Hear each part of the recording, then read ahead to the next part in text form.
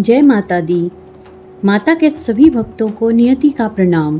दुर्गा सप्तशती में माता के 9 रूपों को इस तरीके से कहा गया है कि प्रथमम शैलपुत्री च, द्वितीयम ब्रह्मचारिणी, तृतीयम चंद्रघंटेति कुष्मांडेति, चतुर्थकम पंचमम स्कंदमाता च, षष्ठम कात्यायनी, सप्तमम कालरात्रिति महागौरीति च, अष्टमम नवमम सिद्धिदात्री च, नवदुर्गा प्रकीर्तिताः उक्तानि तानि नामानि ब्रह्माण्डै महात्मना। तो आइए आज हम माता के 9 रूपों में प्रथम पूज्य माता शैलपुत्री के बारे में जानते हैं।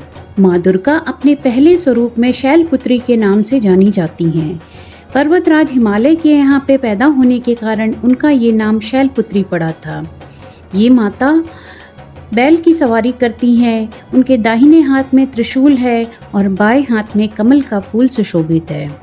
9 दुर्गाओं में प्रथम ये माँ दुर्गा को गाय के घी का भोग बहुत पसंद है। माता की कहानी में ऐसा कहा जाता है कि अपने पिछले जन्म में ये प्रजापति दक्ष की बेटी के रूप में पैदा हुई थी। तब इनका नाम सती था। उस जन्म में इनका विवाह शिव जी से हुआ। एक बार प्रजापति दक्ष ने बहुत बड़ा यज्ञ किया और इसमें उन्होंने सारे देवताओं को बुलाया।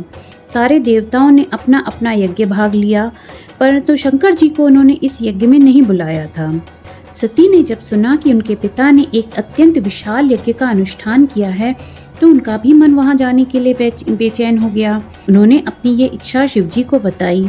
शिवजी ने सारी बातों को विचार करने के बाद कहा कि सती, तुम्हारे पिता प्रजापति दक्ष किसी कारणवश मुझसे नाराज हैं। उन्होंने इतना विशाल यज्ञ करा है, यज्ञ में सारे देवताओं को बुलाया है और उनको उनके यज्ञ का भाग भी दिया है, लेकिन मुझे उन्होंने जानबूझकर नहीं बुलाया है और मुझसे संबंध होने के कारण तुम्हें भी नहीं बुलाया है। ऐसी स्थिति में तुम्हारा वहां जाना ठीक नहीं होगा। शिवजी के इस उपदेश को सती माता ने पहले तो मान लिया, लेकिन उनका मन बार बार बेचैन रहा अपने मायके जाने के लिए।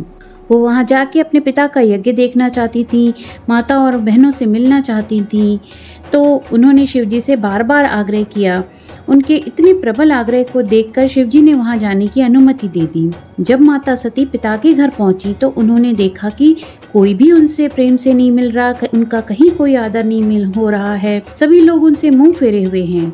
सिर्फ उनकी माता ने उन्हें स्नेह से गले लगाया। उनकी बहनों की बातों में भी व्यंग और मजाक के भाव थे। अपने परिजनों के इस व्यवहार से उनके मन को बहुत कलेश हुआ। वहाँ पे उस यज्ञ में उन्होंने भगवान शंकर जी का भी तिरस्कार भाव देखा। उनके पिता दक्ष ने शिव जी का अपमान भी किया।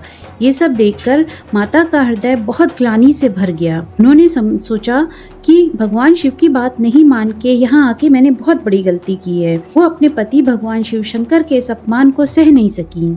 उन्होंने उसी क्षण अपने शरीर को योग अग्नि के द्वारा जलाकर वहां पर भस्म कर दिया। जब भगवान शिव को इस दुखद घटना के बारे में पता चला तो उनके दुख की कोई सीमा नहीं रही, उनके क्रोध की कोई सीमा नहीं रही। उन्होंने अपने गणों को भेजकर दक्ष के उस संपूर्ण यज्ञ का विध्वंस करा दिया। यही सती माता ने अपने अगले जन्म में पर्वतराज हिमालय की बेटी के रूप में जन्म लिया और वहां से वो शैलपुत्री के नाम से विख्यात हुई। पार्वती, हेमवती, ये सब भी उन्हीं के नाम हैं।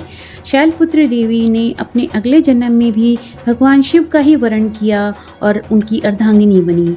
9 दुर्गाओं में प्रथम माता शैलपुत्री का रूप अत्यंत महत्वपूर्ण और पूजनीय है। माता के साधकों को इस दिन अपने मन को मूलाधार चक्र में स्थित रखने के लिए कहा जाता है और इस चक्र में ध्यान लगाना आपकी मानसिक शांति के लिए बहुत महत्वपूर्ण है। तो यहीं से साधकों की योग साधना का प्रारंभ होता है। वंदे वांछित लाभाय चंद्रार्धकृत शेखराम वृषारूढ़ाम शूलधराम शैलपुत्रीं यशस्विनीं। माता शैलपुत्री अपने सभी भक्तों पर अपनी कृपा, अपना आशीर्वाद बनाए रखें और हम सबको अपनी भक्ति में लगाए रखें।